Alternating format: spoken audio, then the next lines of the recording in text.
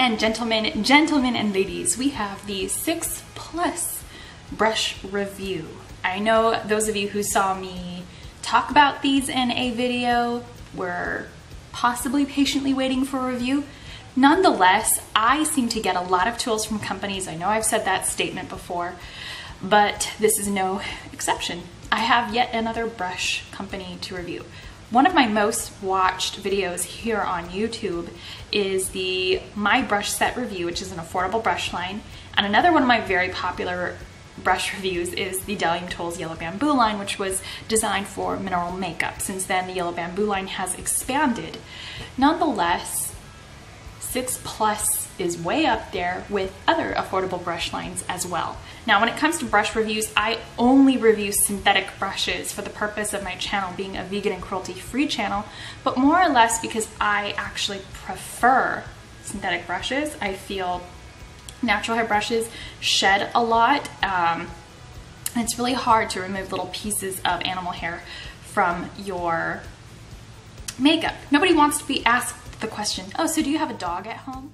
What I really like about synthetic brushes outside of the whole vegan and cruelty-free aspect is hypoallergenic, and of course that just parlays back to the hair. It's not only that hypoallergenic aspect, but I also really like they're multi-purposeful. You can use cream or powder products alike in synthetic brushes. Even professional makeup artistry brands such as MAC will recommend using synthetic brushes for cream products over their animal hair brushes. It's generally only the artists that have worked with the tools a lot that will start telling you different from their own personal experience. But hands down, brush companies really only recommend cream products be used with synthetic brushes. The brushes I have here are the new 2015 11-piece design that comes with the Easy Care case. Now with these you get luxury and high quality, but in a synthetic brush where the hair won't fall out, hypoallergenic, and has great shapes and great multi-uses. I do like the handles on this because they're not too long and they're not too short. They're just in between, a really great size for both professional and personal use, but could be travel friendly due to the fact that these come in this really nice little case. I actually took these to New Orleans with me when I went this particular weekend. It was only a one-night overstay trip, but I liked having a little set like this that doesn't take up any room in my kit, easy to travel with, that I can just, if I were to stay one more day, I could have just kind of rinsed them out a little bit and laid them down on my counter. But if you're somebody who just uses the same shade of foundation on your face, you probably wouldn't have to do it with this brush, just because foundation brushes do take a little bit longer to dry. Synthetic brushes in general do take longer to dry. That would be the only downside with them, so I do recommend having a few more pairs of synthetic brushes than you do your natural brushes. The upside to synthetic brushes taking a little bit longer to dry, needing more brushes, is that they are cheaper. So there's a flip side to everything. This whole case is only $18 for 11 brushes. That is a really amazing steal. So with these particular brushes, I got the gorgeous rose gold case, and it's an 11-piece brush set. Kind of comes in this almost black to brown case really, and the little zipper right here is also rose gold. So it's a really nice ID if you're somebody who owns more than one set of the 6 Plus brushes. Now, as most of you guys know, brands like MAC, Sidonalace, wait, did I say that twice? Sigma and Sidonalace all kind of have a numbering system, and a lot of other brush companies even have a naming system where it will kind of tell you what you are expected to do with the brush, like powder brush, all over shadow, contour, blender, liner, all that good stuff. This is really more for a personal use kit when they start getting into that, to really kind of help you identify the brushes. When it comes to a case like this where it is designed for potentially a professional to use, you don't run into names. It's really up to an individual, as they say at MAC, to create what they want with their art and their tools. So I say the same thing to you guys. I do know that I have a lot of MAC training, and if you watch the beginning of my channel, that is evident because I was taking a lot of MAC classes at the beginning of my training. But I listen to a lot of artists regardless of the tools that they use. There's no judgment when it comes to that. It's really up to the artist what you decide to use and how you decide to use it. This particular brush is your really nice sort of large fluffy powder brush. That's what I would use it for. It's not labeled, so I'll kind of help you out here. It's a large fluffy powder brush. You could dust on a nice loose powder, a nice pressed colored powder. It's not the brush I would choose to blush on blush. No. It would be way too heavy unless you have a really nice kind of all over face color powder, like a mineralized skin finish or something like that. I would absolutely would not touch this into my blush unless this was like the last brush you had. If it was brush laundry day, go for it. Try it. If you want to look your best, there's other brushes. Okay, so that out of the way, my whole spiel about that brush. The next brush in this kit is the foundation brush. You can use creams and you can use powders with this. I think that this is a sculpting foundation brush, if you will. I think it really goes along beautifully with creamier foundations, gel-like formulas. MAC Studio Sculpt was a gel-like formula, and that's when everybody started using these sculpting brushes that looked like this.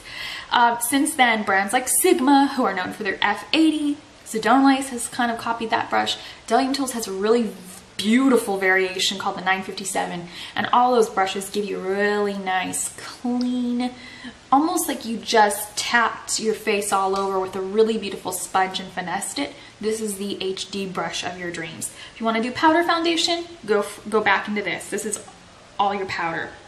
Full coverage, light coverage setting. Creams, sculpting, contouring with creams, blending with creams, this is your mom. All right, so for the next brush, next staple in here, and I really like a good angled brush because you can sculpt with creams, you can sculpt with powders, you can use this as a blush brush. In my opinion, this is more or less a sculpting brush. Does it work really good for precise blush? Absolutely. There's a very old trick I used to use called the chocolate covered strawberries dipped in whipped cream technique. And basically it is chocolate covered strawberries dipped in whipped cream. Like the strawberry would be the blush basically, the chocolate would be the contour, and the cream of course would be the highlight. So where does this come into play and why are we talking about this again and now? It's because the blush will actually have a shape of a strawberry, and you can do this with this angular brush and it'll help you sort of bust out of that stripy blush look, because the strawberry has that bigger, larger bottom, and it would go back here by the ear, and then you would just sort of lighten up towards the top of the strawberry, and that's kind of where it came from. You basically create it that shape with this brush and get you out of that stripy mode. And then of course you would blush on the cream, and then of course you would sculpt in the chocolate.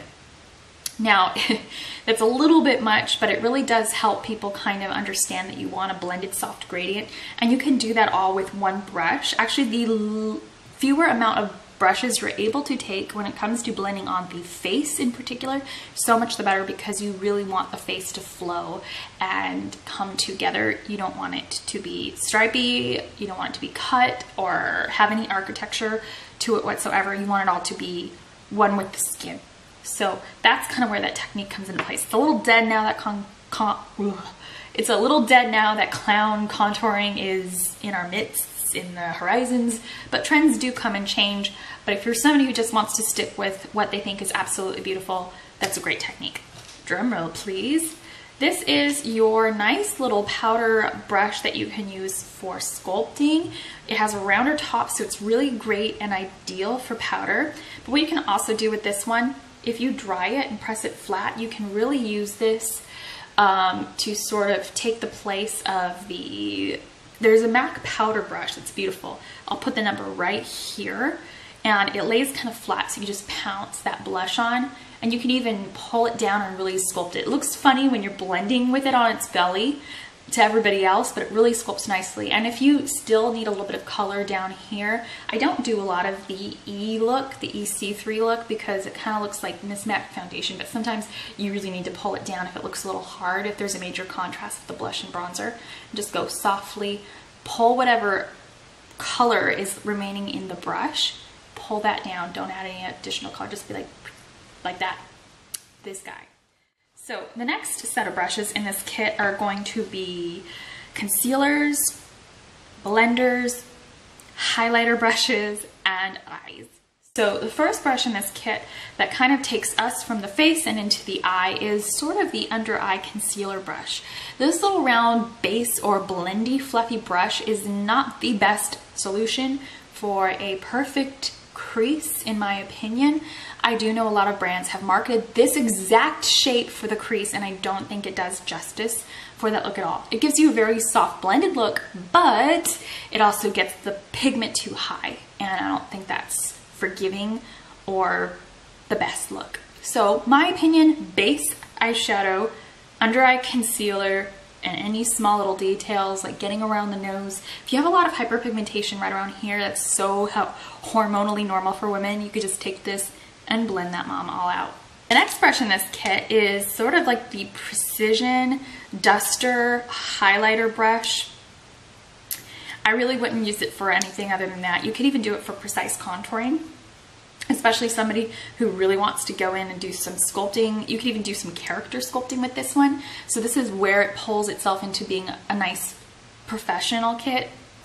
So the next brush in this kit is one of my favorite eye brushes, and it is the nice little fluffy base brush. If it weren't for YouTube, I would have never known about this particular little tiny blender brush. This was like the aha moment for me.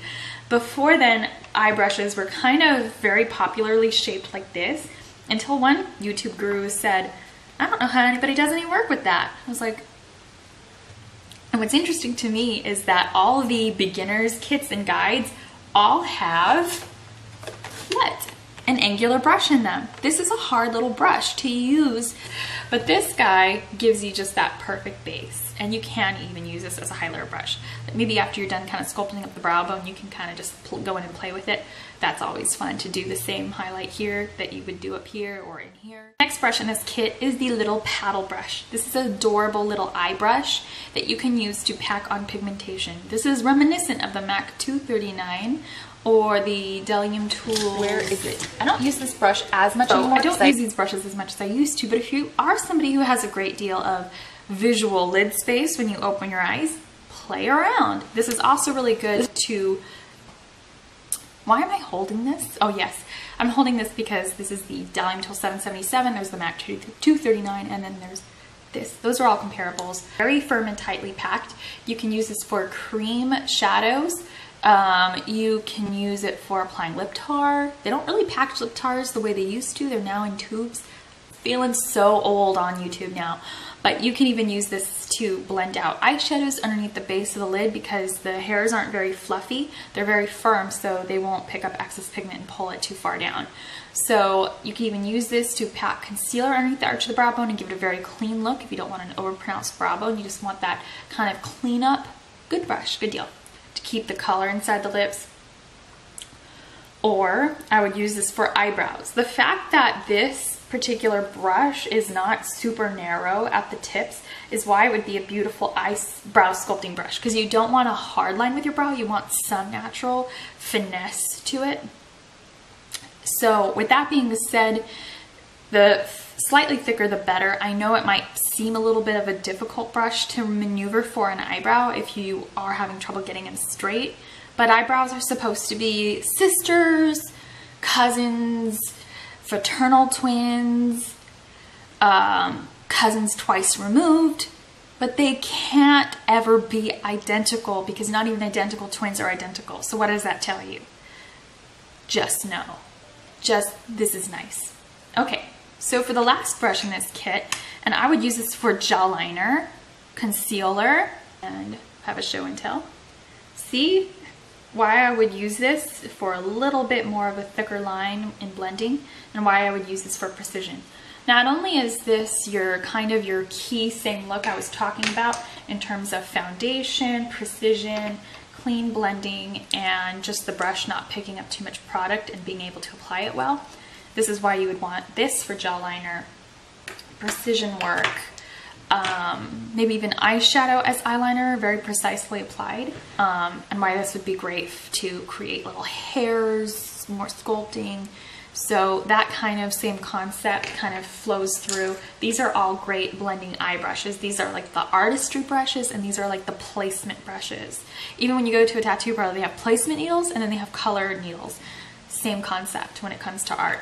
Or even if you're somebody who makeup art is the only medium of art you've ever practiced, it's kind of coming to be that way these days.